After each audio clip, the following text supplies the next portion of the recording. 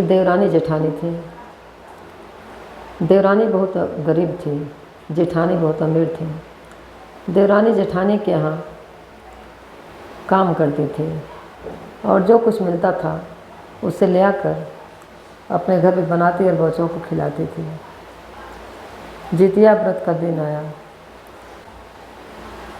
देवरानी गई और जेठानी से कही कि दीदी कल व्रत है और मुझे कुछ दे दीजिएगा, मेरे घर में कुछ नहीं है। तो कहीं ठीक है, ऐसा कर चावल दे दी, कहीं चावल फटक लो और साग बना दो। और चावल दाल साग रोटी सब बनवाई। फिर साग का जो डंठल था वह दे दी और चावल का खुद्दी दे दी, कहीं ले जाओ तुम।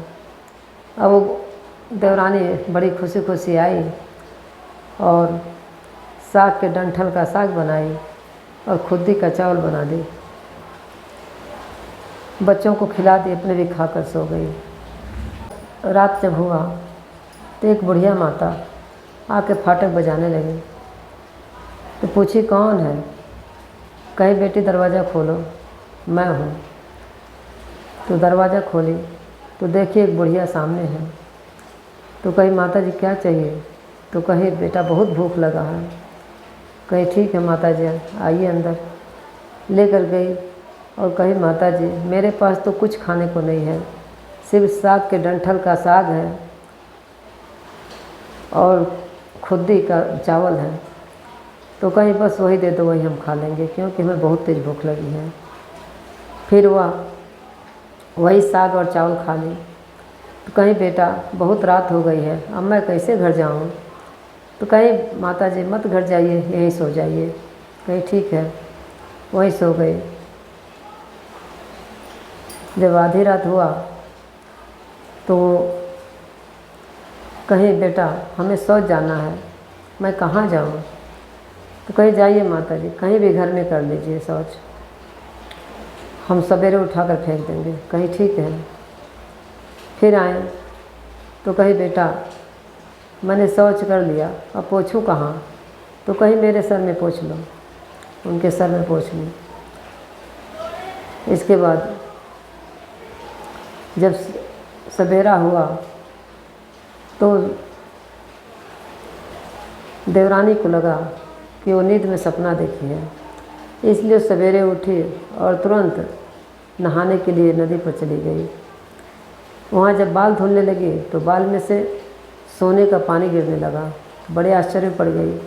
अब सब औरतें जो उसके साथ नहा रहे थे सब लोग कहने लगे अरे ये तो तुम्हारे बाल से सोने का पानी गिर रहा है। तब उसे अचानक याद आया कि अरे रात में तो माता जी ने कल शौच कर दिया था घर में, मैं जाऊँ उसे साफ़ कर दूँ तब नहाऊँ। अब आई जब घर में देखी तो हर जगह सोना सोना बिखरा था। अब सब सोना इकट्ठा की, अपने बेटे से कही कि जाओ जाओ बड़ी माँ के यहाँ से तराजू लेते आओ।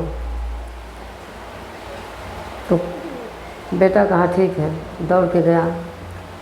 तो कहा बड़ी माँ तराजू दीजिए। तो कहीं क्या करोगे तराजू? तो कहा कि हमारे घर बहुत सोना है, उसे तौलना है। तो कहीं सोना है, तुम तो बहुत गरीब हो, तुम्हारे यहाँ सोना कहाँ से आया? कहीं नहीं माँ ने कहा है कि सोना तौलना है, तो दे दीजिए। वो बड़े आश्चर्य पड़ गई और तराजू में थोड़ा सा गोंद चिपका दी कि इसी में कुछ अगर सोना तौलेगी, जो कुछ तौलेगी तो इसमें चिपक के चला आएगा। जब वो तराजू लौटाने आया लड़का तो देखिए उसमें थोड़ा सा सोना था। तो कही अरे ये तुम कहाँ से इतना सोना पाई? तो सारी बात बता दी। अभी जो जेठानी थी इनके मन में लालच आ गया। ये कही ठीक है हम भी यही करेंगे। साल भर किसी तरह से बीता। जब जितिया का व्रत आया तो एक दिन पहले भी चावल जो फटकी थी रख दी और खुद्दी का चावल बना दी और जो साग था उसके डंठल का रोटी सब्जी बना दी और रख दी। रात खाए पी और बच्चों को खिला के सो गई। रात में फिर बूढ़ी माता आई उसका फाटक बजाएं। तो पूछी कौन है, तो कहीं बेटा फाटक खोलो, मैं हूँ। तो जब फाटक खोली तो कही आप कौन हैं? कही बेटा मुझे बहुत तेज़ भूख लगी है, मुझे खाना दे दो। कही ठीक है आइए अंदर। अंदर आए तो कही माता जी यही खुदी का चावल है और साग के डंठल का साग बना है, खा लीजिए। कही ठीक है खा ली। जब आधी रात हुआ तो कहीं बेटा हमको शौच जाना है, तो कहीं कि जाओ घर में कहीं भी शौच कर लीजिए। तो पूछे छर करें कि भर, तो कहीं छर कर दीजिए। अब इसके बाद पूरे घर में जाके शौच करके चले आए। तो कहीं बेटा कहाँ पोंछें, तो कहीं मेरे सर में पोंछ लो, सर में पोंछ लें। इसके बाद चली गई। जब सवेरे उठी तो उसका सर बदबू कर रहा था, पूरा घर बदबू कर रहा था और साफ़ करते करते परेशान हो गई। तो अपने बहन को बुलाई, कही तुमने हमसे झूठ बोला था, मेरा घर पूरा बर्बाद कर दे।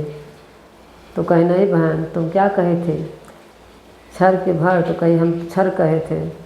कही इसीलिए ऐसा तुम्हारे पास पूरा धन दौलत है, फिर भी तुमने साग और चावल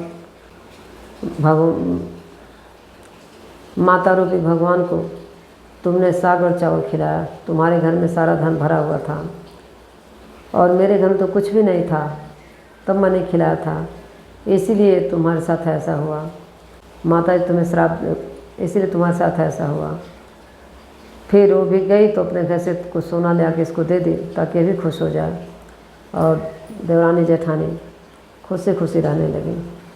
जैसे उनका दिन लौटा सबका दिन लौटा। बोलिए जगतुंधन महाराज की जय।